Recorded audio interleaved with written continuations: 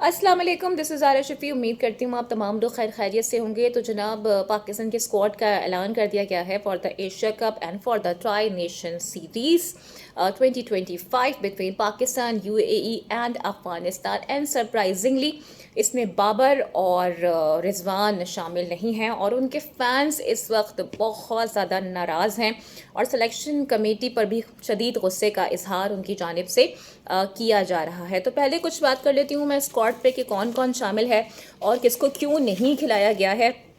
तो जनाब सलमान अली आका को कप्तान बरकरार रखा गया है। इसके साथ साथ अबरार अहमद हैं, फ़हीम अशरफ हैं, फ़खर जमान हैं, हारिस रऊफ़ हैं, हसन अली हैं, हसन नवाज़ हैं, हुसैन तलत, खुशदिल शाह, मोहम्मद हारिस, मोहम्मद नवाज़, वसीम जूनियर, साहिबजादा फ़रहान, साइम अयूब, सलमान मिर्ज़ा, शाहीन शाह अफरीदी एंड सुफियान मुकीम पे मुश्तमिल ये पाकिस्तान का स्क्वाड है। और इसमें जो दो अहम तरीन और सीनियर प्लेयर्स हैं यानी कि रिजवान और बाबर आजम, वो दोनों शामिल नहीं हैं। अब उनकी शमूलियत को डेफिनेटली उनकी परफॉर्मेंस के साथ ही मशरूत किया जा रहा है। और 2 दिन से आपने देखा होगा कि बहुत डिबेट चल रही थी क्योंकि हालिया जो परफॉर्मेंस थी अभी रिजवान की और बाबर की, वो अप टू द मार्क नहीं थी।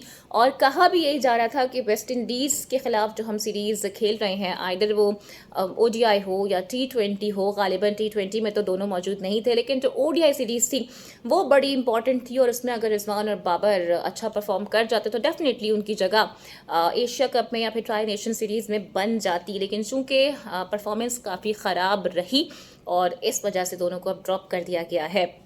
आज माइक हैसन ने और आकिब जावेद ने इस स्क्वाड का ऐलान किया और मुख्तसर उन्होंने न्यूज़ कॉन्फ्रेंस भी की, जिस पर माइक हैसन ने कहा कि बाबर आजम के पास स्टिल ये मौका है कि वो बिग बैश लीग में जाएं, वहाँ परफॉर्म करें और उसके बाद फिर वो अपनी जगह बना सकते हैं। यानी आज ये बात वाजे हो गई है कि हमारे जितने भी प्लेयर्स लीग्स खेलते हैं, जो उनकी परफॉर्मेंसेज होती हैं, उस बिहाफ पर ही हम अपनी टीम बना रहे होते हैं। फिर आकिब जावेद ने यह भी कहा कि जो 3 मैचेस हैं ना, उनकी परफॉर्मेंस को देखते हुए किसी प्लेयर को जज नहीं किया जा सकता। बड़ा अंडरस्टूड है ये बात वो किसके लिए कह रहे थे। फिर अब लोगों की जानिब से सवाल भी उठाए जा रहे हैं और ख़ासकर जो फ़खर ज़मान की शमूलियत है, जो उनको रखा गया है, उस पर भी लोग बातें कर रहे हैं। बिकॉज आपको याद होगा कि फ़खर ज़मान इंजरी का शिकार हैं और अभी तक जो रिगार्डिंग चीज़ें हैं उनकी इंजरी से मुतालिक वो मंजर आम पर नहीं आ पा रही हैं कि आया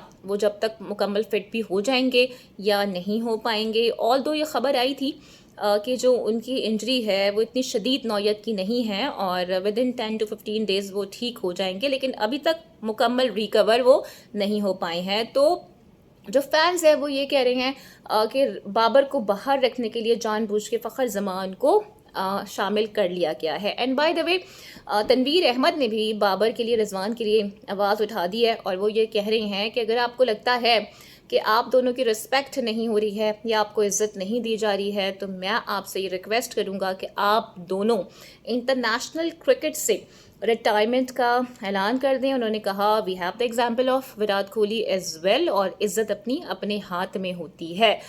लेकिन मेरा इख्तलाफ छोटा सा उनसे ये है कि आप ये भी तो देखें ना कि चाहे बाबर हो या रिजवान हो, उनकी परफॉर्मेंस नहीं आ रही है। बाबर ने मेरे ख्याल से जो लास्ट मैच खेला था और रिजवान ने भी वो साउथ अफ्रीका के अगेंस्ट खेला था 2024, उसके बाद उन्होंने कोई T20 मैच नहीं खेला है और इसमें भी कोई दो राय नहीं है कि उनकी जो परफॉर्मेंस है उस पर एक बहुत बड़ा सवालिया निशान है। और जो आज एक न्यूज़ कॉन्फ्रेंस हुई जो माइक हैसन ने और आकिब जावेद ने की, तो जाहिर है उसमें बार बार रिगार्डिंग बाबर ही सवाल हो रहा था।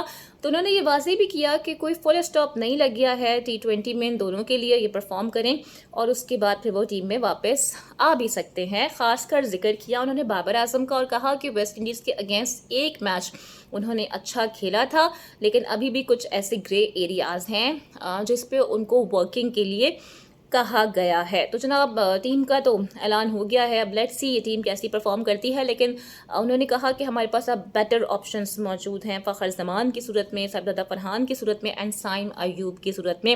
लेकिन इसमें कोई दो राय नहीं है कि फरहान ने तो काफ़ी हमें इम्प्रेस किया है और थ्रू आउट वो इम्प्रेस करते आ रहे हैं from the PSL as well, और अभी भी 6 मैचेस में से 3 में वो मैन ऑफ द मैच भी रहे हैं। तो उनके अंदर पोटेंशियल ज़रूर मौजूद है, लेकिन मुझे ऐसा लगता है कि रिजवान और बाबर को आई थिंक स्क्वाड का हिस्सा होना चाहिए था, और जो बड़े मैचेस हैं उनके लिए आप उन्हें रख सकते थे, क्योंकि मुझे ऐसा लगता है कि कहीं ना कहीं आपको सीनियर्स की ज़रूरत पड़ती है। आई होप जो टीम अब अनाउंस की गई है वो एक मुतवाज़िन टीम बन के सामने आ जाए। लेकिन एक चीज़ यहाँ मैं मेंशन करना चाहूँगी वो ये कि मोहम्मद हारिस को he as a solely wicket keeper रखा गया है। और आपको याद होगा कि इससे पहले सबज़्यादा फरहान से भी PSL में आपने एक दफ़ा करवा ली थी विकेट कीपिंग, और उसके बाद उनका जो गेम था वो कितना ख़राब हुआ था। तो शायद इस बात का अंदाज़ा हो गया है, और उनके नाम के आगे अभी एज अ चॉइस के तौर पर भी मेंशन तो नहीं किया गया है, लेकिन शायद back of the mind second wicket keeper आपको वो ही नज़र आएंगे। इसके अलावा जनाब जो इरफान पठान हैं उनका शायद आफरीदी से मसला क्या है मेरी समझ से बाहर है। आई थिंक वो ओवर ऑब्सेस्ड हो चुके हैं शाहिद खान आफरीदी से, और गाहे बगाहे अपने पॉडकास्ट में वो उनका जिक्र करते हैं, क्योंकि उनको पता है कि जब तक वो आफरीदी पर लैश आउट नहीं करेंगे उन्हें कोई देखने वाला तो है नहीं। तो जनाब 2006 का कोई एरोप्लेन का किस्सा वो सुना रहे हैं, जब इंडिया पाकिस्तान का मैच था और ये लोग साथ ट्रेवल कर रहे थे, और आफरीदी ने जी मजाक में इनके बाल जो थे वो ख़राब कर दिए थे, और इन्होंने फिर उनसे बात नहीं की, और फिर उन्होंने कुछ फजूल किस्म की बातें की हैं जो कि मैं तो आफरीदी के बारे में एटलीस्ट बोलना अपने इस प्लेटफॉर्म पे नहीं चाहूँगी। तो मेरे ख्याल से इनको रखा इसीलिए गया है ना कि ये सिर्फ पाकिस्तान के अगेंस्ट आफरीदी के अगेंस्ट बातें करें, और इस वजह से एक नैरेटिव बनाएं, और शायद चंद लोग इनको इस वजह से देख भी लेते हैं। अदरवाइज़ हमें खुद भी मालूम है इनकी क्या परफॉर्मेंस रही थी और उनको कितनी जल्दी अपनी टीम से ही निकाल दिया गया था इसी बिहाफ पे कि इनकी परफॉर्मेंस बिल्कुल ज़ीरो हुआ करती थी। तो अपनी कुछ जो पुराने क्लिप्स हैं जब कभी इन्होंने परफॉर्म अच्छा कर दिया था उसको निकाल के उसकी हाइलाइट्स ये बार बार दिखा रहे होते हैं, और कोशिश ये करते हैं कि जनाब इनका जो एक ट्रैक रिकॉर्ड था अगेंस्ट पाकिस्तान बड़ा शानदार था। हालांकि इस बात में कोई हकीकत कोई सच्चाई नहीं है, और शाहिद आफरीदी से क्या आप मुकाबला करेंगे, ये तो हम देख ही चुके हैं WCL में कि एक तरफ शाहिद खान आफरीदी अकेले थे और दूसरी तरफ पूरी आपकी भारतीय टीम थी जिसमें वो गंदा अंडा भी शामिल था, जिसने ये मना किया था कि जनाब मैं तो मैच नहीं खेलूंगा। तो आई थिंक पूरी दुनिया ने देख लिया है कि आपकी अपनी वर्थ क्या है, और मेरे ख्याल से आप पे बात करना भी अब वक्त का मैं ज़िया समझती हूँ। तो आप करते रहें जो आपको करना है, because we know and the world knows कि शाहिद आफरीदी का ऑरा क्या है, और पूरी दुनिया उनको जानती है, पूरी दुनिया में उनके मद्दा मौजूद हैं, वो जहाँ भी जाते हैं एप्पल ऑफ द आई बन जाते हैं। तो जनाब ये सारी सूरत हाल है, और इस स्क्वाड को बाय द वे आप कैसे देख रहे हैं अपनी राय का इजहार ज़रूर कीजिएगा, और आपको क्या लगता है क्या बाबर और रिजवान को तनवीर अहमद का मशवरा मान लेना चाहिए और इंटरनेशनल क्रिकेट से रिटायरमेंट अनाउंस कर देनी चाहिए? अपनी राय का इजहार कमेंट सेक्शन में ज़रूर कीजिएगा। उम्मीद करती हूँ कि आज की वीडियो आपको पसंद आई होगी। Don't forget to like and subscribe my channel. Video को लाइक और शेयर अपने लाजमी करना है, अपना बहुत ख्याल रखना है। अगली वीडियो में आपसे फिर मुलाकात होगी। टिल देन टेक केयर, अल्लाह हाफिज़।